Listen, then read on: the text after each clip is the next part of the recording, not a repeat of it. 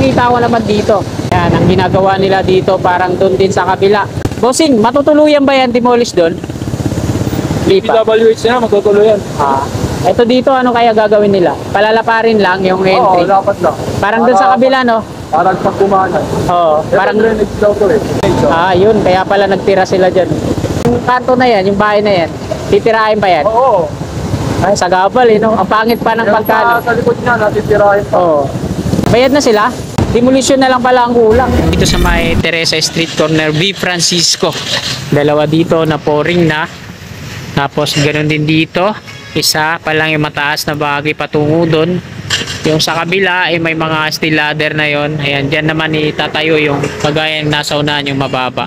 So yung demolition doon sa kaliwa, ayan. Verdax Builders naman po yung nagdi-demolish doon. Sinimulan ko to, walang naniniwala sa paligid ko. Yeah, magandang umaga mga kasikap. Mula dito sa G. Tuason Street, baybay naman po natin dito sa kaba ng D. Santiago Street patungong Ramon Magsaysay Boulevard. At ayan po yung kukunan natin ang update ngayong umaga ito. Tara, let's go! Ito po yung Robinson dito sa kanan natin. Naapektuhan ng NLEX connector, yung bahagi niya dito sa likuran, sa gilid. So hindi naman totally 50% ng Robinson na to yung naapektuhan. Kakarampot lang. Pero hanggang ngayon, nananatili pa rin siyang sarado. Di Santiago Street na po tayo at didiretso tayo doon sa may Ramon Magsaysay Boulevard. Ito po yung harapan ng kapilya po ng Iglesia ni Cristo. Sa likod po niya yung on-ramp. Bagong renovate lang po ito at ito yung lokal ng Sampaloc, Maynila. Dito naman sa harapan niya, ito yung LTO sa mga magpaparehistro po ng kanilang mga motorsiklo, no? Dito po yung location. Emission naman dito, magkatabi lang sila. Road 10 dito sa ating kaliwa, tapos Pilaes diretso, tapos ito naman di Santiago pa rin po ito. At ayan na po yung NLEX connector sa ating harapan. Dito tayo ngayon sa may Buenos Aires Street. So ito po yung kanto niya at makikita natin dyan yung bahay na to, matidemolish pa yan. Kita naman dun sa likod may dalawang bahay na talagang meron na ang patunay yung road widening. Ito yung gantry niya na ginawa dito ilalagay yung signage. Sa una naman natin, ayan yung entry, yung mga magtutungo ng Road 10 Valenzuela. At may nagtanong sa akin kung pwede daw ba yung mga malalaking truck sa Skyway Stage 3 at patungo ng NLEX Balintawak. So wala po akong nakikitang mga malalaking o mabibigat na sakyan na dumadaan doon. Dito po sa NLEX connector dumadaan yung mga mabibigat na sakyan, kagaya ng mga container truck, trailer truck, mga closed van, kagaya po niyan. At mga ayan, dito po yan sila mag-entry, tapos babaybay nila to hanggang doon sa may likod na bagay ng Iglesia ni Cristo at doon naman yung on-ramp. Ayan naman yung off-ramp, yung mga galing Road 10, yan, NLEX Harbor Link patungo dito, no? So hanggang dito pa lang, kagaya niyan, no? 40 yan, trailer truck na yan. Dito sa gitna, ayan, gabundok yung mga buhangin, rail truck ng PNR po yan, no?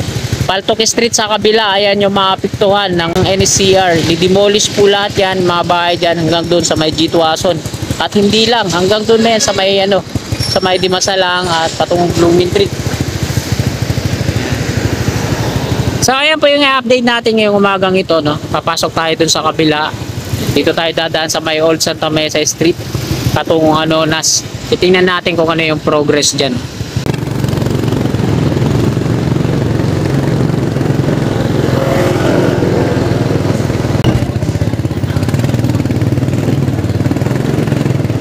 Ito po yung footbridge, tawiran po dito sa Sampaloc patungo dun sa Santa Mesa.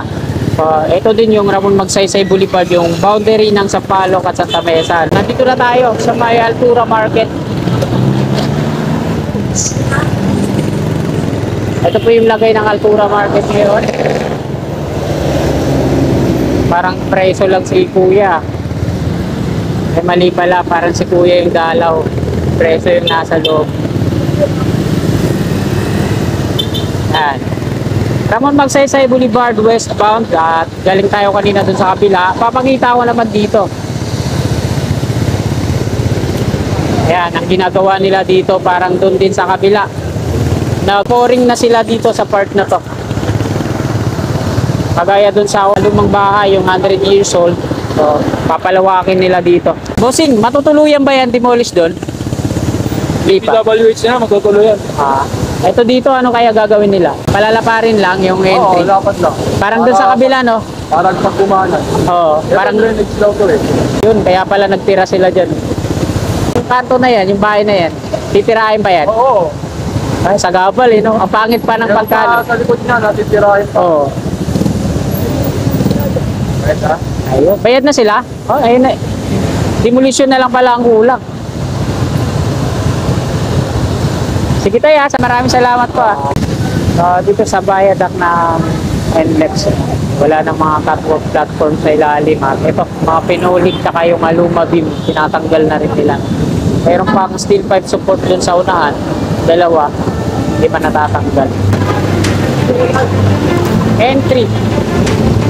Ito yung rail track. Ito naman yung exit. Ito yung dating 100 years old na bahay dito. Kaya sila naglagay ng signage dyan sa Paltok Street na bawal pumasok yung mga malalaking truck. Ang napakaliit na street lang yan. Paano kaya magkakasya dyan?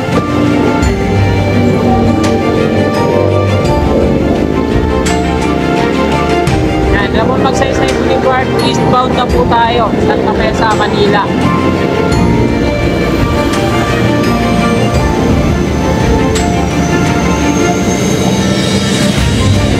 Smooth na dito, no? Asfaltado na at meron na rin mga road markings. Tingnan lang natin, lalagyan pa nila ng mga road marking stud, no? Ito yung mga iba't ibang kulay. White tsaka green sa bicycle lane. Kakanan na tayo dito to Old Santa Mesa. Papasok na dito yung drainage na ginagawa nila, no?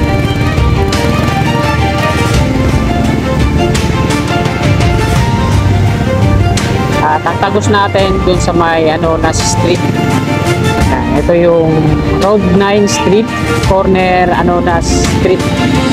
Tinutumpok yung Nuestra Señora de Salvacion.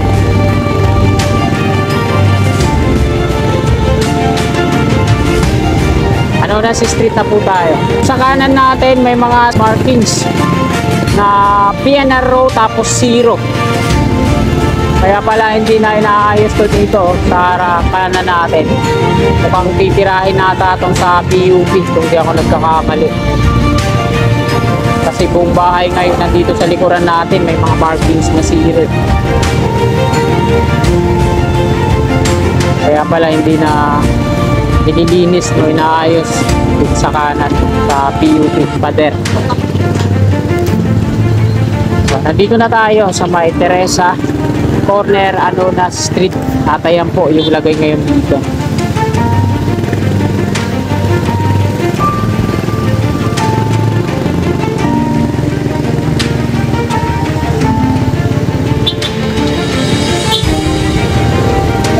Yan, maging dito. May walang napansin to dito yung pader niya sa markings din na PNR road.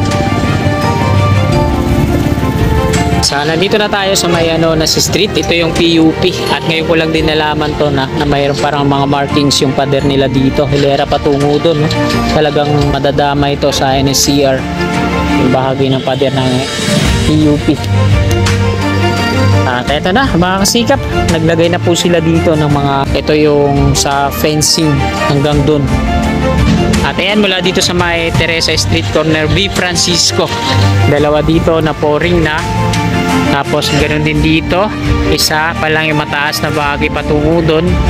Yung sa kabila ay may mga steel ladder na yon. Ayan, dyan naman itatayo yung pagaya nasa unahan yung mababa. So yung demolition doon sa kaliwa, ayan, inuunti-unti nila. Ayun, Verdax Builders naman po yung nagdi-demolish doon. Talagang puspusan na yung ginagawa nila. Gusto na nilang tapusin agad. Kasi ito lang naman kasi yung mangyayari dyan pag nagsabay-sabay na yung NSCR dito, no? Tapos yung NLEX connector, tapos doon naman sa dulo yung Dumduma Skyway, tapos yung Maynilad kumasabay din dito. Lalo na pag naglagay na ng mga heavy equipment dito ang NHCR. So ganito din katataas yung magiging column ng NHCR. Tapos ito pa, problema pa nila to, no? Yung mga whole parts ng NGCP, tapos yung mga kable na yan. Kaya marirelocate yan dito sa kanan. Kaya siguro titibagin tong pader na to ng PUP. So ayan mga kasikap, nakuna na po natin ang update dito, no? Maging yung double decker na gagawin dun sa kabila yan, no?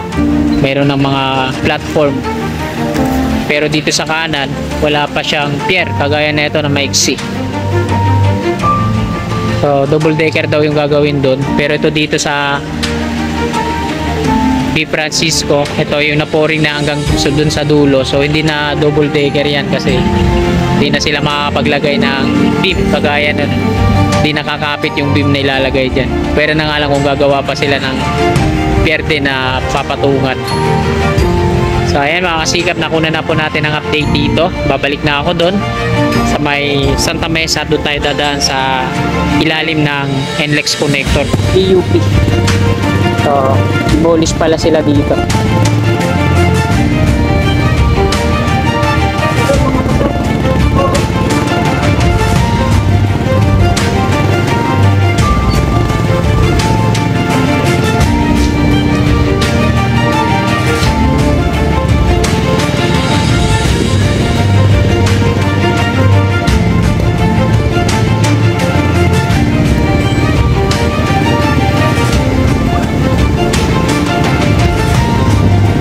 Ito yung luma dating Santa Mesa Station.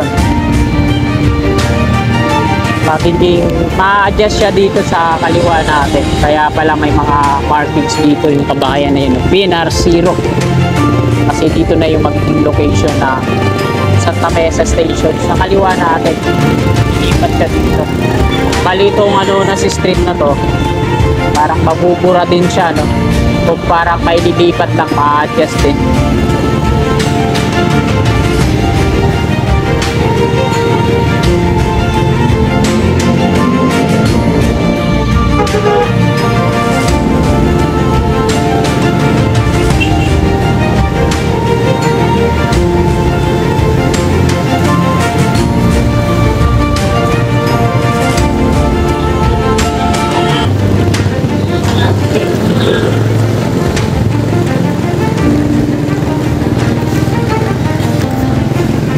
Yan mga kasikap, nakana na tayo dito. Papasok tayo dito sa ilalim ng Santa Mesa Station.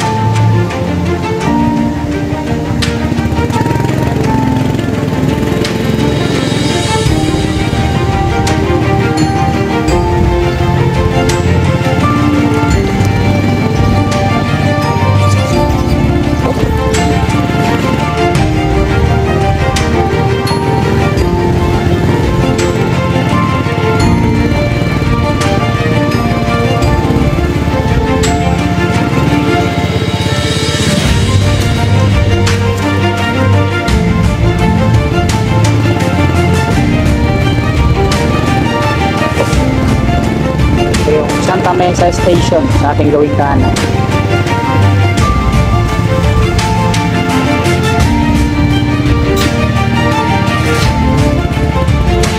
So dito tayo papasok.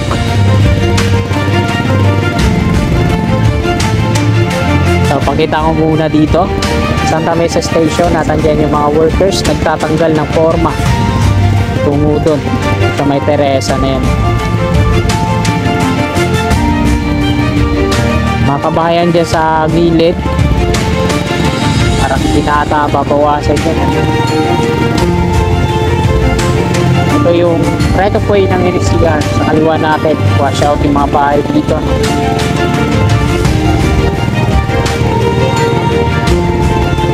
At ito yung viaduct ng NLEX connector.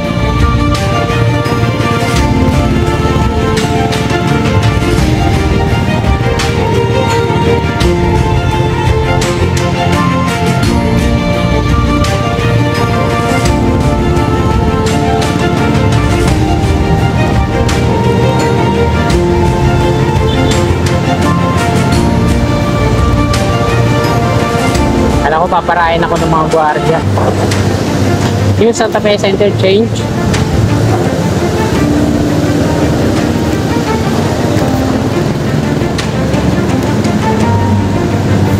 Eh, nakita nyo naman, di lang ako nagdadaldal kasi baka marinig ako na nagbablog ng mga gwardiya. At nandito na tayo mga kasikap sa eastbound ng Ramon Magsaysay Boulevard, Santa Mesa, Manila. Ito na po nagtatapos ng video na to. Maraming salamat po sa walang upay na suporta na ginagawa nyo sa aking YouTube channel. Bago po sana lisanin itong video na to, sana palike po sa mga kasikap natin na willing po sumuporta sa akin. I-click lang natin subscribe dyan sa baba sa gawing kanan at yung katabi ng bell. Below po natin para always updated po lagi tayo sa ating mga bagong i-upload natin. Maraming salamat, magandang umaga at God bless po sa ating lahat. Sulat